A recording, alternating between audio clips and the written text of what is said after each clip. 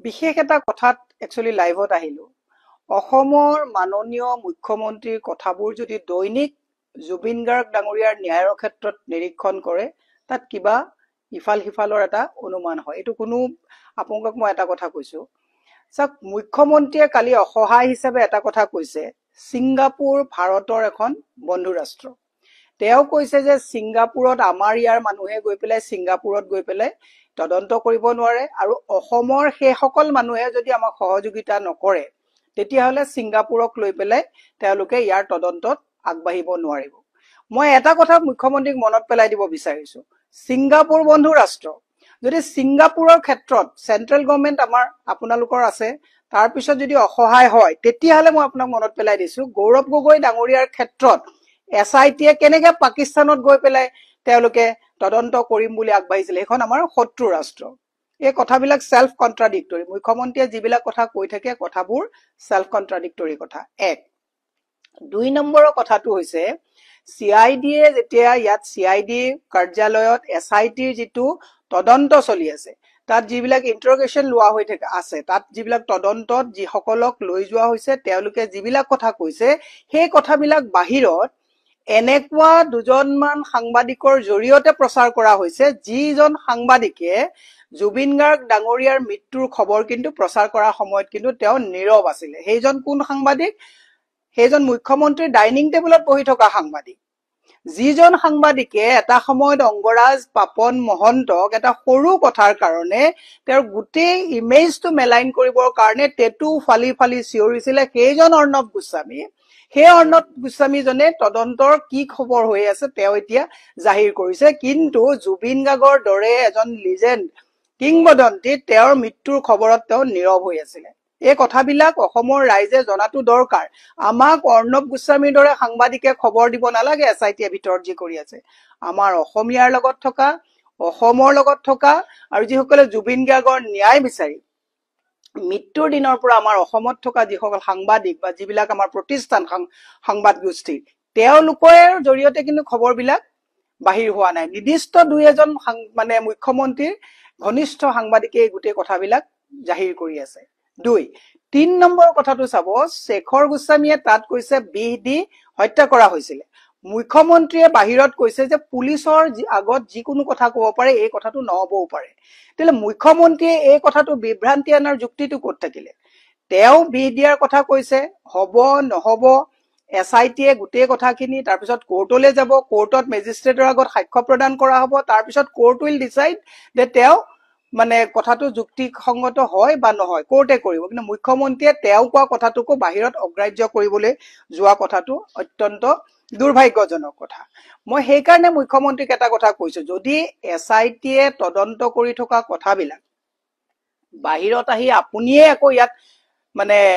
সাফাই দিব লগিয়া হয় তেতিয়ালে ভিডিওগ্ৰাফি কৰক এসআইটিৰ সন্মুখত যি তেওঁলোকে ইন্টাৰোগেশনত কথা কৈছে অসমৰ কাৰণ জুবিন গাৰ্গটো কোনো ৰাজনীতিৰ ঊৰ্ধত জুবিন গাৰ্গৰ ন্যায়ৰ ক্ষেত্ৰত গোটেই অসমে জানিব লাগিব যে অমৃত প্ৰভাই কি কৈছে শেখৰে কি কৈছে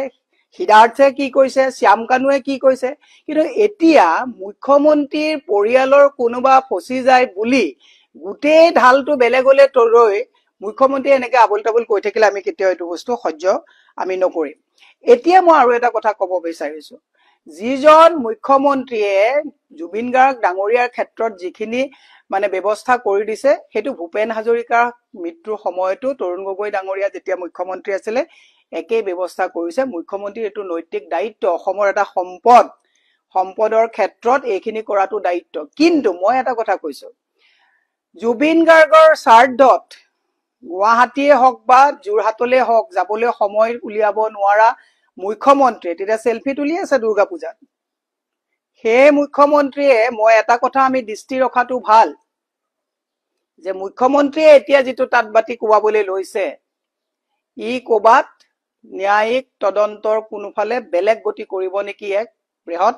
প্ৰশ্ন এই কথাখিনি কোৱা কাৰণে মই এটা বস্তু দুটা চাৰিটা নোট মই কৰি লিখি লৈছো কাৰণ মুখ্যমন্ত্ৰী মহোদয়ে সময় কথাবিলাক অদল বদল কৰি থাকে যেনেকে তেওঁ কৈছিলে যে শ্যাম কানু মহন্তৰ নৰ্থ ইষ্ট ফেষ্টিভেলত কেতিয়াও যোৱা নাছিলে এবাৰ তেওঁ ৰঙালী নে নৰ্থ ইষ্টত গৈছিলে গাহৰি বনাই থকা কথাটো শুনি গুচি আহিলে কিন্তু আপুনি সোশ্যাল মিডিয়াত বা মোৰ কমেন্টত অলপ পিছত যাব মই তাত দিম তেওঁ 2016 চনত নৰ্থ ইষ্ট ফেষ্টিভেলত যোৱাটো তেওঁ ফটো আছে 2016 আছে নে কি আছিল নাজানো ময়ো কিন্তু এবাৰ দিল্লীত থাকোতে মই নৰ্থ ইষ্ট ফেষ্টিভেল গৈছিল এটো একো ডাঙৰ কথা নহয় শ্যামকানু মহন্ত বা ননীগোপাল মহন্ত বা তেওঁলোকৰ ভাস্কৰ জ্যোতি মহন্ত কোনে অসমত চিনি নাপায়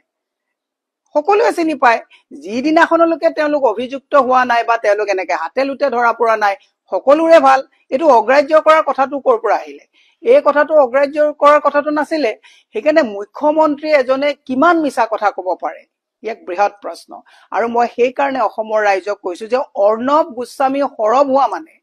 জানিব লাগিব যে এই গোটেই কথাটো এটা নেক্সাছৰ জৰিয়তে আৰম্ভ হৈছে অসমৰ ৰাইজলৈ আমি আহ্বান জনাইছো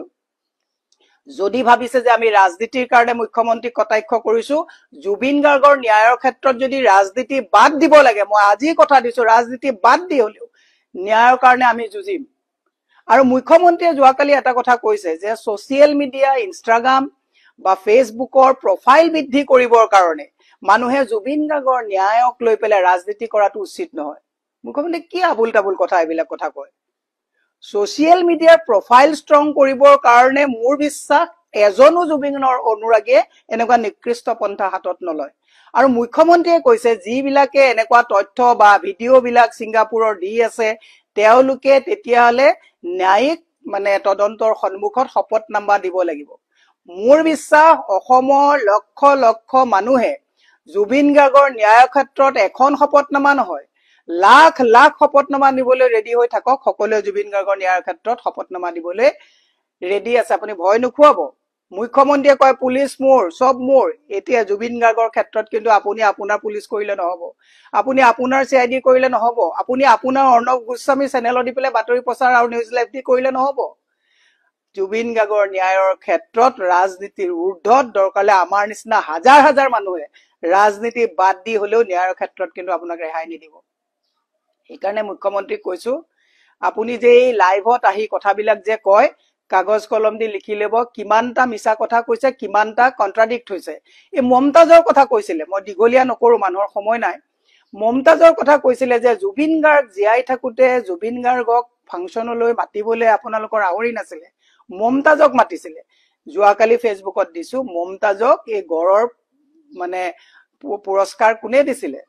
মমতাজৰ লগত আপোনাৰ গোটেই সাংগপাংগ বিলাকৰ ফটো কাৰ আছিলে মমতাজক মই তেখেতক ৰেসপেক্ট কৰো কিন্তু আজিলৈকে মমতাজ বোলা গায়িকা গৰাকী কিন্তু মই মানে ফটো দেখা নাছিলো আপুনি কোলে কাৰণে ফটোটো বিচাৰি পেলাই পালো গতিকে মুখ্যমন্ত্ৰীক কৈছে এখন ৰাজ্যৰ ৰেসপন্সিবল পোষ্টত থকা এগৰাকী মুখ্যমন্ত্ৰীয়ে 100টা ফাঁকি যদি দিয়ে তেলে আপোনাৰ পৰা আমি কেনেকুৱা এক্সপেক্ট কৰিব পাৰো আশা কৰিব পাৰো এক বৃহৎ প্ৰশ্ন সেইকাৰণে মাননীয় মুখ্যমন্ত্ৰীক কৈছো কথা কওঁতে ডায়েৰীত লিখি লব কিমানটা মিছা কথা কালি কলে আজি আৰু কিমানটা মিছা কথা কব এই কথাবিলাক চাব বেয়া লাগে এজন মুখ্যমন্ত্ৰীক যদি আমি এনেকে প্ৰত্যেকটো মিছা কথাৰ উত্তৰ দি থাকিব লাগে তাতকে এটো আপোনাৰ কাৰণে দুৰ্ভাগ্য নহয় অসমৰ কাৰণে দুৰ্ভাগ্য যে আমি কেনেকুৱা এজন মিছলীয়া মানুহক আমি মুখ্যমন্ত্ৰী পাতিছো শেষত মই আপোনাক এটা কথা কৈছো পাকিস্তানলৈ যদি আপুনি গৌৰৱ গগৈৰ যদি মিছা কথাটোৰ কাৰণে যদি জোৰ দি আপুনি এসআইটি পঠাব পাৰে সিংগাপুৰত কিয় এসআইটি পঠাব নোৱাৰিব কিয় সিবিআই আপুনি পঠাব নোৱাৰিব আৰু দুইখন ৰাষ্ট্ৰৰ মাজত এটা সম্পৰ্ক কৰি যেহেতুকে বন্ধু ৰাষ্ট্ৰ কিয় আপোনালোকে জবাবদিহি অসমৰ সেই সকল মানুহক কৰিব নোৱাৰিব এতিয়া তাৰমানে আপুনি গোটেই বস্তুৰ ঢালটো আপোনালোকে সিংগাপুৰলৈ দি পেলাই পাতল কৰিব বিচাৰিছে মই এটাই শেষত অনুৰোধ কৰিলো মুখ্যমন্ত্ৰীক কৈছো এটা কথা মনত ৰাখিব অতি কৰিলে অন্ত হয় জুবিন গাৰ্গৰ ক্ষেত্ৰত কোনো ৰাজনীতি নচলিব জুবিন গাৰ্গৰ ন্যায়ৰ ক্ষেত্ৰত কোনো এই 2 নম্বৰী ফুংফাং কৰা সাংবাদিকক দি পেলাই আপোনালোকে বিভ্ৰান্তি সৃষ্টি নকৰিব অভিচাৰ শৰ্মা ৰবিশ কুমাৰ এওঁলোকে গোটেই পৃথিৱীত জুবিন গাৰ্গ কি হয় বিয়পাই দিলে আপোনাৰ সেই ডাইনিং টেবুলত বহা সাংবাদিকজনে কিন্তু সেইখিনি সময়ত মুখত তলা মাৰি বহি আছিল আৰু এতিয়া আপুনি লগাই দিছে তেওঁ নেশন ওয়ান্টস টু নো বুলি কৈ পেলাই আকৌ এইবিলাক কোৱা আৰম্ভ কৰিছে মই সেই কাৰণে বিনম্ৰভাৱে অসমৰ ৰাইজক এটা কথাই অনুৰোধ জনাইছো মুখ্যমন্ত্ৰী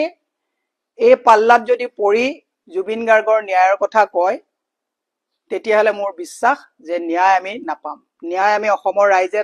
ৰাখিব লাগিব ন্যায়ৰ কাৰণে পুৰা তীক্ষ্ণ দৃষ্টি ৰাখিব লাগিব কি হৈ আছে আৰু যদি এছআইটিয়ে ভিতৰত কোৱা কথাবিলাক আপুনি কয় এই অৰ্ণৱ গোস্বামীয়ে কয় XYZ কোনোবাই কয় তেতিয়ালে ভিডিওগ্ৰাফি কৰি পেলাই ইন্টাৰোগেশন কি হৈছে ওপেন কৰি দিয়ক কি কৈ আছে আমি সবেই চাম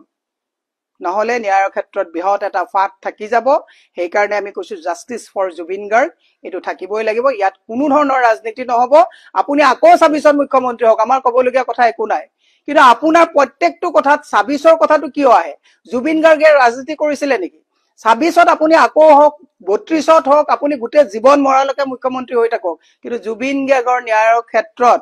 ৰাজনীতি কৰি পেলাই ফুংফাং কথা কৈ পেলাই যদি আপুনি এটো পাতল কৰিব বিচাৰিছে অসমৰ ৰাইজে কিন্তু আপোনাক ক্ষমা নকৰিব ধন্যবাদ